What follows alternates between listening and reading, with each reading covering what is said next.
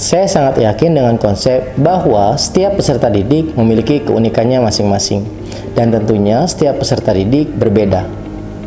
Kita tidak bisa menyamakan peserta didik yang satu dengan peserta didik yang lainnya. Hal tersebut sesuai dengan konsep pembelajaran berdiferensiasi, yaitu pembelajaran yang disesuaikan dengan kebutuhan peserta didik, yaitu memberikan sumber belajar yang disesuaikan dengan karakteristik dan keunikan masing-masing peserta didik. Karena peserta didik melakukan belajar dengan kehendak dan kemauan hatinya.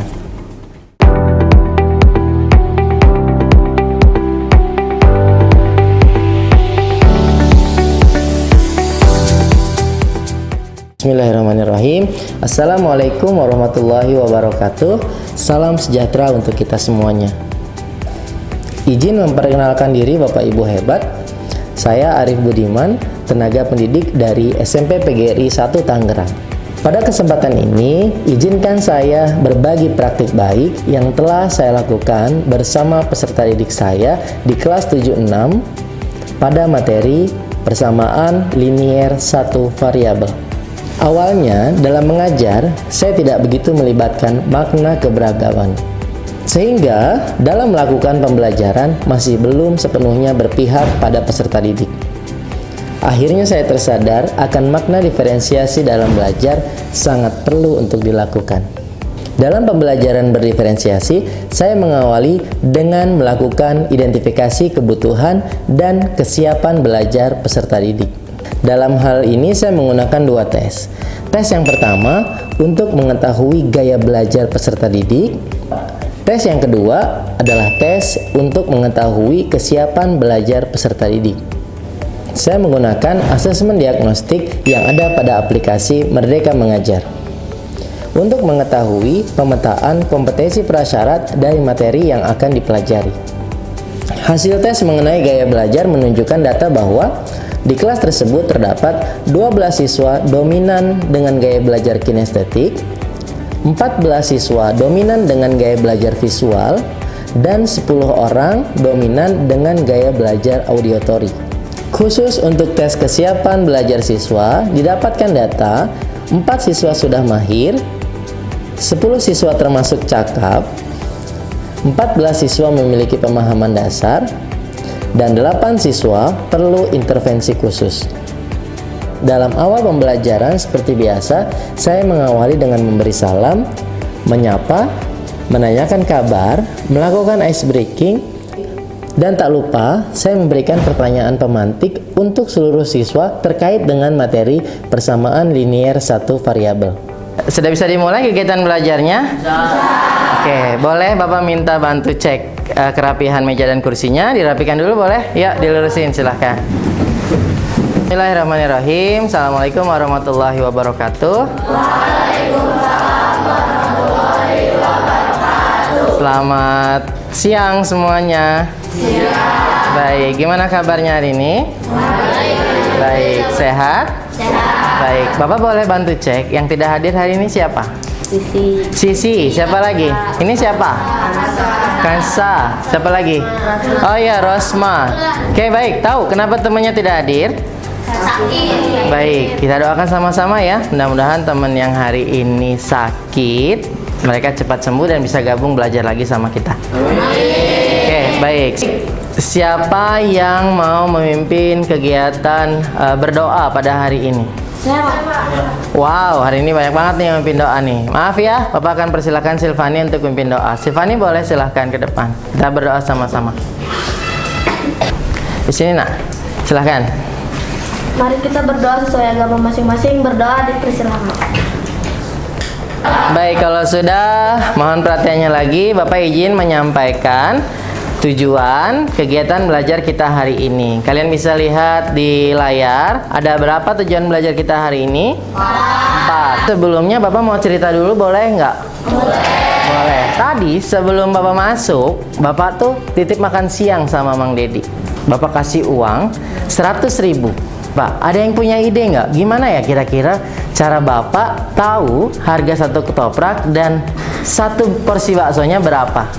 Kegiatan dilanjutkan dengan mengelompokkan siswa yang disesuaikan dengan gaya belajar mereka masing-masing. Berdasarkan tes gaya belajar, saya mengelompokkan peserta didik menjadi 4 kelompok. Hari ini Bapak akan membuat kelompok sesuai dengan gaya belajar kalian masing-masing. Ingat ya, gaya belajar itu kemarin kan ada 3, tapi bukan berarti ketika kalian di sana nilainya tertinggi adalah kinestetik, maka bukan berarti terus ke visual sama auditorinya nggak cocok. Sama juga kalau kalian tertingginya visual, bukan berarti auditori dengan kinestetiknya nggak cocok. Jadi ingat, itu hanya angka yang menunjukkan bahwa apa? Dominan itu yang paling tinggi, menunjukkan bahwa oh saya ini gaya belajarnya kinestetik, oh saya ini gaya belajarnya auditori, gitu ya. Jadi itu hanya angka yang menunjukkan apa? Dominan itu yang paling tinggi. Kelompok pertama adalah kelompok peserta didik dengan gaya belajar dominan visual. Kelompok ini belajar dengan aplikasi Android yang saya buat berupa multimedia interaktif yang bisa diakses melalui perangkat masing-masing. Kelompok kedua dan ketiga merupakan kelompok dengan gaya belajar dominan kinestetik. Kelompok ini belajar dengan menggunakan bantuan alat peraga yang diberi nama PIN sama SAFA. Di mana dalam kelompok ini siswa melakukan kegiatan secara langsung dengan alat peraga. Dan kelompok yang terakhir adalah kelompok yang memiliki gaya belajar dominan auditory, di mana siswa mendengarkan penjelasan materi secara langsung dengan berdiskusi dengan anggota kelompoknya yang diselingi dengan tanya jawab. Keempat kelompok mendapatkan pendampingan dengan porsi yang sama. Dan kesempatan pembelajaran ini memberikan pembelajaran yang berkesan untuk mereka, karena mereka dapat menemukan sendiri konsep persamaan linear satu variabel.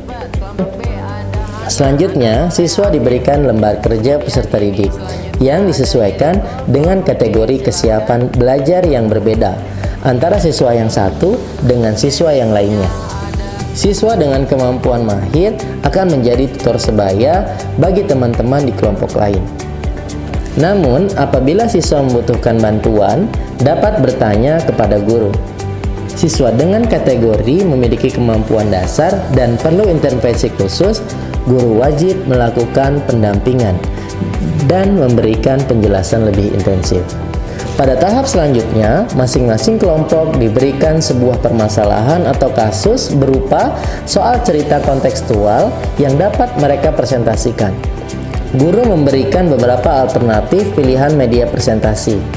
Boleh dengan PowerPoint, boleh dengan kertas karton, atau hanya sekedar menyampaikan hasil diskusi pemecahan kasus tersebut.